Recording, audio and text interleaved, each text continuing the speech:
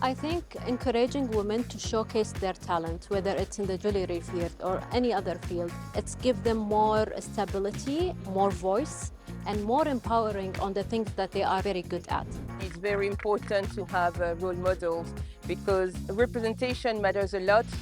I never believed that there is a limit, whether it's social, cultural, political barriers. I always wanted to embrace change. Hello, welcome to Qatar 365. I'm Adil Halim, and on this episode, we meet more women who are raising the bar in their professions, who are shining examples for the people around them. But first, we're here at the Doha Jewelry and Watches exhibition, where all that glitters is gold and gems and diamonds and pearls. Along with celebrating luxury and elegance, the event also put a spotlight on up-and-coming Qatari designers. Laila Humaira got to meet some of those inspiring businesswomen. You can say that Witter Jewelry's signature collection is more than meets the eye. Witter is an Arabic word. It means one or unique one or the only one. And that applies to the eye print. Founder and CEO Reem Al-Shamari uses cutting-edge technology to turn each unique print into bespoke pieces of jewelry. As soon as I got the patent, I started working on the first piece, and it was like amazing. It wasn't an easy journey because even capturing the eye print needed like a special studio, and we built that studio. The idea of immortalizing eye prints into gold came from looking deeper into Leonardo da Vinci's Mona Lisa. I realized that eye prints are second to DNA, so every person have their own eye print. Like you and I have two eye prints, not only one. So I thought, why not? Just like no two eye prints are alike, no two jewelry pieces by Witter are ever the same. This uniqueness and exclusivity made Witter stand out at the 20th edition of the Doha Jewelry and Watches exhibition. When it comes to supporting local designers, there's no bigger cheerleader than the Doha Jewelry and Watches exhibition. Every year, the event has a special Qatari pavilion featuring homegrown brands and women-owned businesses. This provides a major launchpad for designers keen on bedazzling the international market. This is not something new for DGWE for the support of the Qatari talent and encourage always the young Qatari artists to continue in such field. And this is something important that the DGWE support and sponsor, and even host as much as possible, encompassing the Qatari talents with their pieces and special talents that they showcase during the exhibition time. Another designer showcasing her designs is Samira Al-Mulla. The Hessa Jewels collection incorporates traditional Islamic items, capturing the essence and beauty of Arabic women. تصاميمي تمثل تراثي، خصوصاً أنا أنبسط لأن يجون يسألوني عن الأشياء مثل البطولة أو المرود. أبدأ في الشرح لهم هو عبارة عن إيش البطولة وين يستخدمونه، وأنا سعيد أني أنا أعتبر أني أنا سفيرة، أني أنا أنقل تراثنا عبر الديزاين إلى ثقافات أخرى. Samira, who's also a banker, doesn't see why jewelry can't be both an accessory and an investment, while at the same time a celebration of elegance and femininity. الذهب هو زينة المرأة، في المستقبل هي مثل الثروة يتوارثها الأجيال. مثلي أنا مقتنية مجوهرات من والدتي وجدتي يتوارثها الأجيال، كل ما قدم ارتفع سعره، يعني يعتبر ثروة. Whether it's creating one-of-a-kind jewelry pieces or a collection inspired by tradition and heritage, the DJWE wants to keep providing a platform for Qatari designers for decades to come. I think encouraging women to showcase their talent, whether it's in the jewelry field or any other field, it's give them more stability, more voice, and more empowering on the things that they are very powerful and they are very good at. Global tech leaders, investors, and entrepreneurs recently converged in Doha as Qatar became the first Middle Eastern and North African country to host the Web Summit, the world's largest technology conference. I caught up with Web Summit CEO Catherine Marr to find out what the event will bring to the fast-growing tech scene in the region. Hello, welcome. Assalamu alaikum wa ahlan wa sahlan bikum. for Web Summit Qatar. Catherine, Web Summit has become the marquee global digital event. You could have taken the brand anywhere. What brought you here to Doha?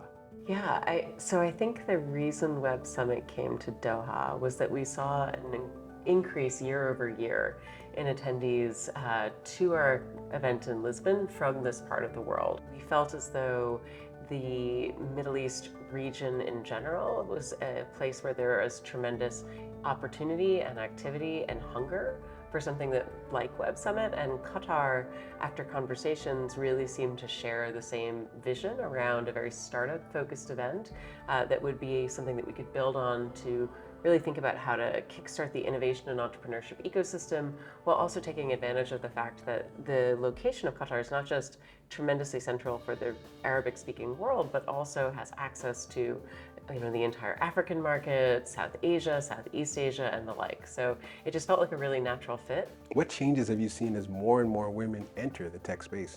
Well, women in technology has been a big focus of Web Summit ever since our start. We're known globally for our flagship Women in Tech programs.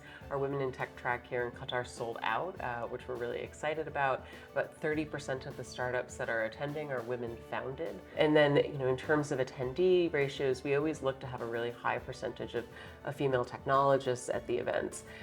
Overall, the ratio for women in technology doesn't look as good as it does at Web Summit, unfortunately. I think in terms of venture-based funding, only about 2% of overall venture capital goes to female-founded startups. So there's clearly a long way to go, but that's actually one of the things that we're so proud of at Web Summit, is that our commitment to really foregrounding female founders, female entrepreneurs, engineers, technologists, is a way to point the industry towards the opportunity.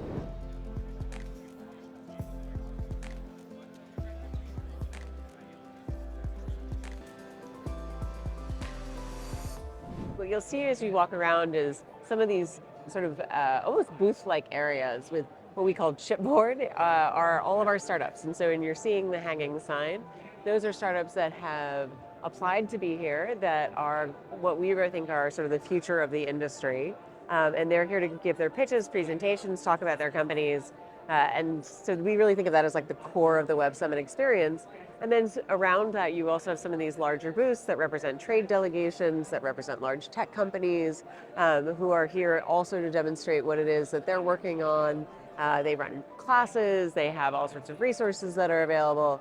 And that mixture of everything from the earliest stage startup to the latest stage tech company is, I think, part of what makes Web Summit really special. 2023 was an amazing year for women in sports. And as this is an Olympic year, it can only get better. I caught up with a few Trailblazers who helped champion the rise of female athletes. Hani Taljia knows her way around a football pitch. Growing up in Palestine, it's where she found her peace. We grew up in a war zone, in the hopelessness of war. I thought that I could do something, and I was born as a rebel, in fact, actually. I wanted to change the circumstances around me. I never believed that there is a limit. Whether it's social, cultural, political barriers, I always wanted to embrace change. That change came through her passion for football. Hani manages public relations for FIFA, but during her playing days, she was the first captain of the Palestinian women's national team.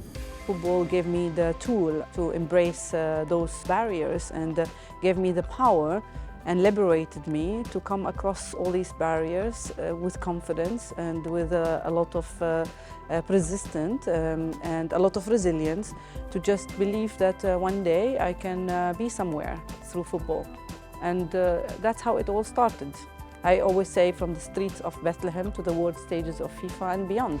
Including Doha, where she recently moderated a panel at a forum fittingly called Game Changers.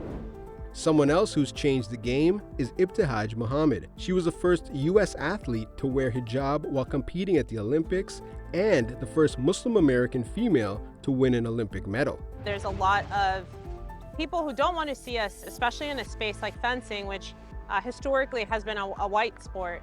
So it's nice to know that in those moments where I was competing at the highest level of sport, whether it was at World Championships or at the Olympics, I really felt like I was doing it for the communities that I'm a part of, for the Muslim community, for the Black community, and you know, for women and girls all over the world, no matter what you look like, what your beliefs are, you have and should always have a place in sport.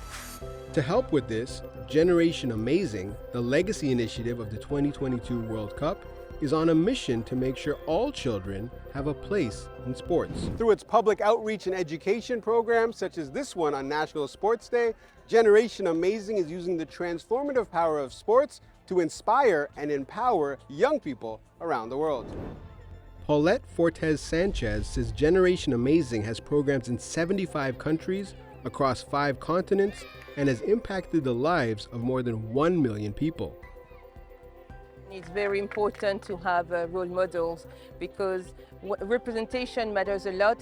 So as a young girl, if you see a very successful woman, whether it's in sport or in business or else, it gives you aspiration. It helps as well all these girls to dream big and just to realize that everything or anything is possible. And who better to look up to than a trailblazing Olympic medalist who has inspired others, but is also inspired by the next generation. Oh, I love it. I think that we're in such an important time for Qatar, but also for the region. This is a new era of sport. This is a new era for women and girls in sport. Hopefully, they'll be able to see themselves participate in levels that we can't even imagine. From the playing field to the boardroom to cyberspace, women are breaking new ground in the world of sports, business, and tech. We hope you enjoyed this episode and were inspired by some of the incredible stories of perseverance and determination. That's all the time we have for now. For more, check out Euronews.com and connect with us through our hashtag. Thanks for watching, and we'll see you next time on Qatar 365.